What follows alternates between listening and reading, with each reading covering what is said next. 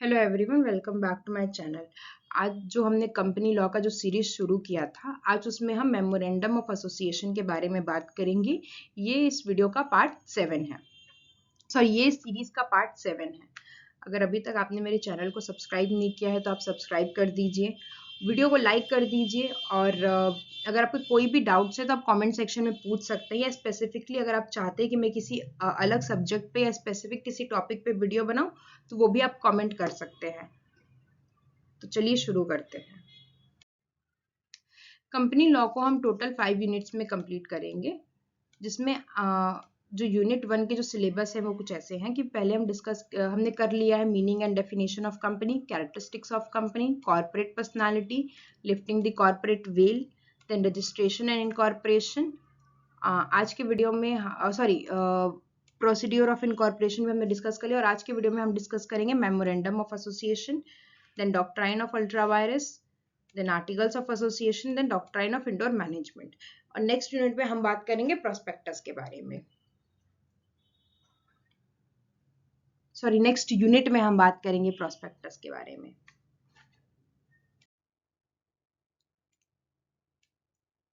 Introduction. The Memorandum of Association, that is MOA, is the most fundamental document in the company law. It lays down the constitution and scope of activities of a company and defines the limit within which company must operate. It is often referred to as the charter of the company, as it governs the relationship between the company and the outside world. अगर company law को एक building समझो तो MOA उसकी foundation है। MOA that is memorandum of association वो document है जो कंपनी का कॉन्स्टिट्यूशन डिफाइन करता है और उसके काम करने की बाउंड्रीज लिमिट्स फिक्स करता है, इसलिए इसे कहते हैं charter of company. Simple language में समझो कि कंपनी क्या कर सकती है और क्या नहीं, सब एमओए में डिसाइड करता है।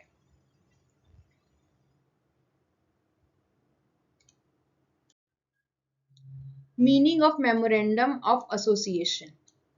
Memorandum of Association is a legal document filed at the time of incorporation, containing the essential conditions upon which a company is formed, define powers, objectives, and scope of operation of the company.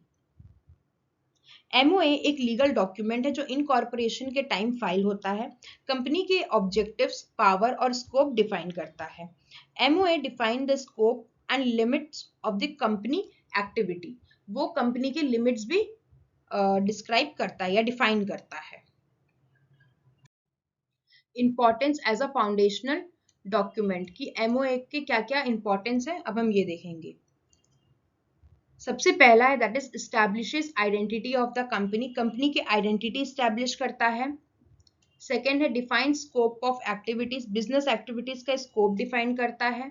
Third is protects investors, creditors, protects investors and creditors, investors and creditors का protection देता है। Then fourth is prevents misuse of corporate powers, corporate powers का misuse रोकता है। And last is acts as a guide for company और operations, company को एक direction guidance देता है।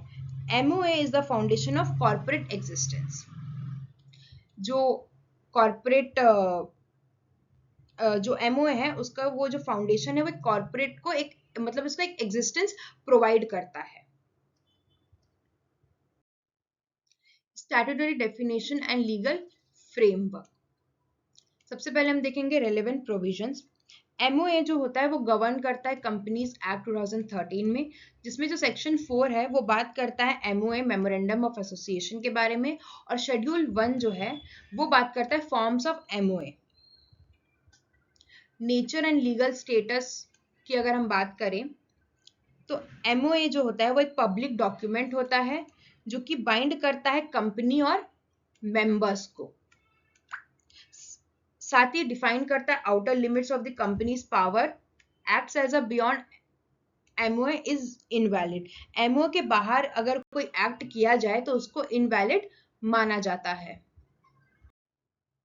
Contents clauses of memorandum association. अब हम देखेंगे कि मेमोरेंडम ऑफ एसोसिएशन में क्या क्या चीजें मेंशन कंटेंट करते हैं। क्या क्या चीजें इंपॉर्टेंट होती है? सबसे होता है, पहले होता है name clause.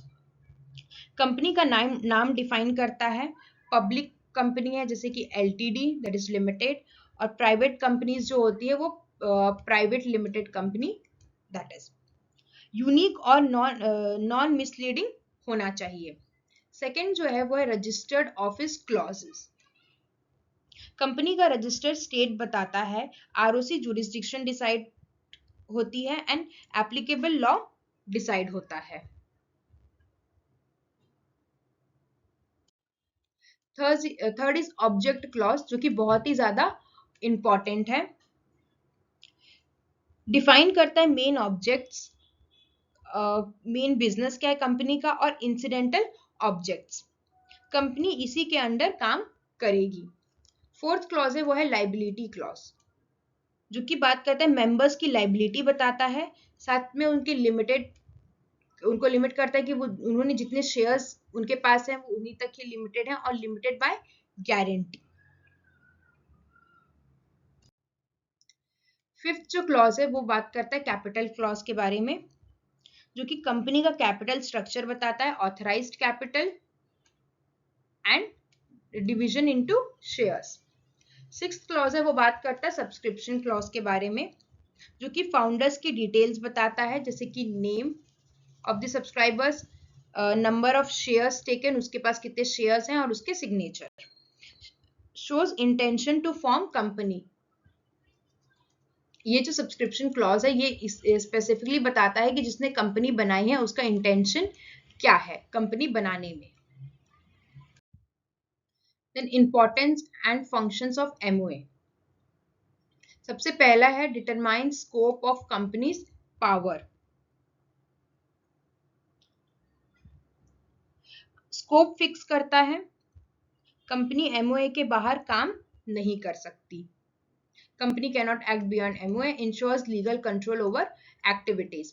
Second is governs relationship with outsiders. Third parties can rely on MOA, defines extent of company authority.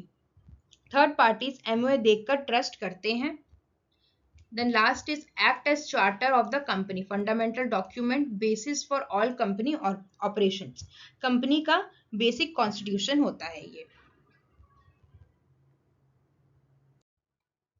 अब हम बात करेंगे डॉक्ट्राइन ऑफ अल्ट्रा वायरस और उसको लिंक करेंगे एमओए के साथ।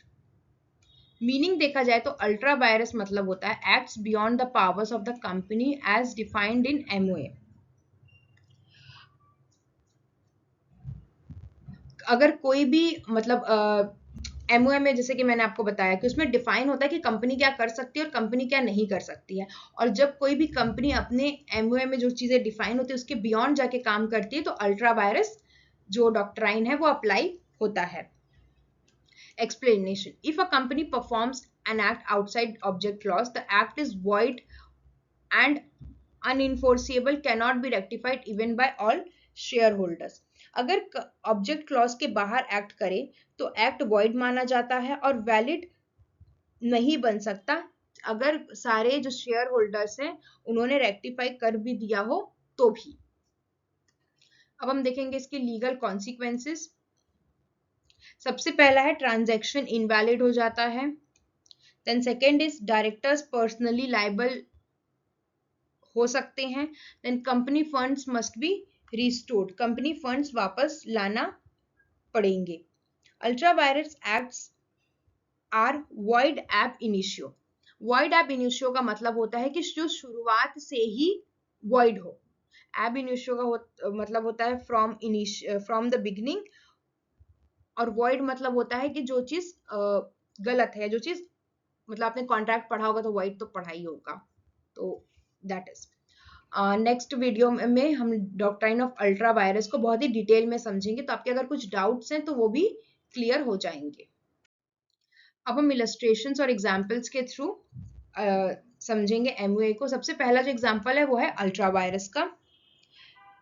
जो एमओए है वो अलाउ करता है टेक्स्ट मतलब एक कंपनी फॉर्म हुई और उसमें जो एमओए में लिखा था कि उसमें वो टेक्सटाइल बिजनेस करेंगे। कंपनी स्टार्ट होती है रियल स्टेट के कामों पे, तो उसका जो रिजल्ट होगा वो क्या होगा, अल्ट्रा वायरस अप्लाई होगा और जो एक्ट है वो सारी चीजें वॉइड हो जाएंगी।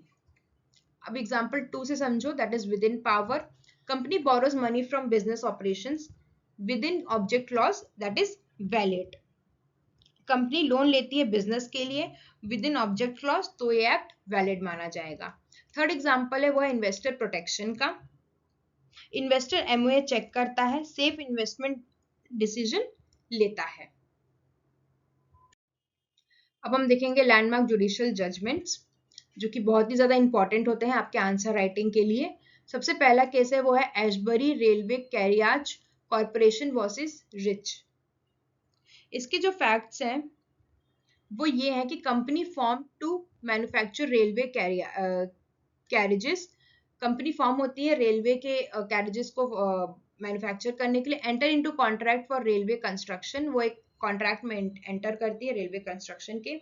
अब इशू क्या होता है, वेदर कॉन्ट्रैक्ट इज वैलिड, कि क्या कॉन्ट्रैक्ट वैलिड है कि नहीं है।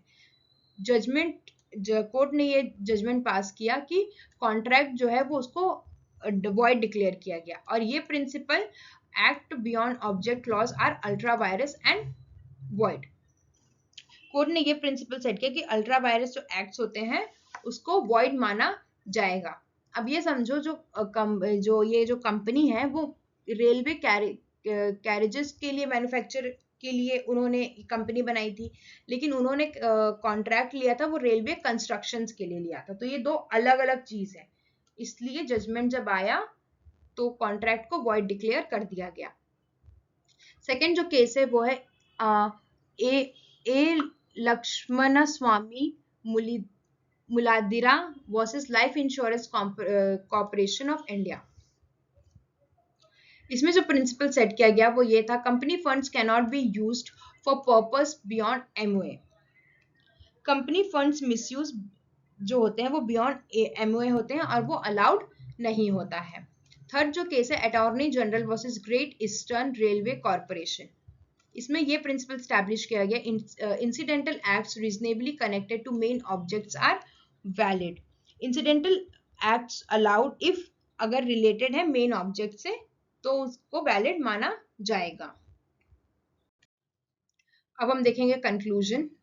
The memorandum of association is the foundation and charter of a company, defining its identity, scope, and powers. It ensures legal certainty, protection of stakeholders, and accountability of company actions. The doctrine of ultra vires ensures that companies do not exceed their legal boundaries. Thus, MOA plays a crucial role in maintaining corporate discipline, governance, and legal compliances in the corporate framework. MOA company का foundation और charter है जो identity define करता है, powers limit करता है और stake holders को प्रोटेक्ट करता है। Doctrine of ultra virus ensures that a company acts strictly within the limits prescribed by its memorandum of association. So thank you so much everyone. आज के वीडियो के लिए सिर्फ इतना ही। नेक्स्ट पार्ट में हम बात करेंगे डॉक्ट्राइन ऑफ अल्ट्रा वायरस को बहुत ही डिटेल में, ताकि आपको जो भी चीज़ें अगर डाउट भी होगी तो उसमें क्लियर हो जाएंगी, और अगर क्वेश्चन भी आएगा सिर्फ अल्ट्रा वायरस पे तो आप उसका आंसर अच्छे से लिख पाएंगे। अगर आपको वीडियो पसंद आई हो तो आप वीडियो को लाइक कर दीजिए, चैनल को सब्सक्राइब कर दीजिए, साथ ही बेल आइकन को क्लिक कर दीजिए ताकि जब भी मैं इसका नेक्स्ट पार्ट डालूँ तो आपके पास नोटिफिकेशन आ जाए। और आप कमेंट्स के थ्रू अपने डाउट भी पूछ सकते हैं, और साथ ही अगर आपको कोई आप चाहते हो कि मैं किसी स्पेसिफिक सब्जेक्ट पे या स्पेसिफिक टॉपिक पे वीडियो बनाऊं तो आप वो भी कमेंट करके बता सकते हैं। तो मिलते हैं नेक्स्ट वीडियो में। Bye bye.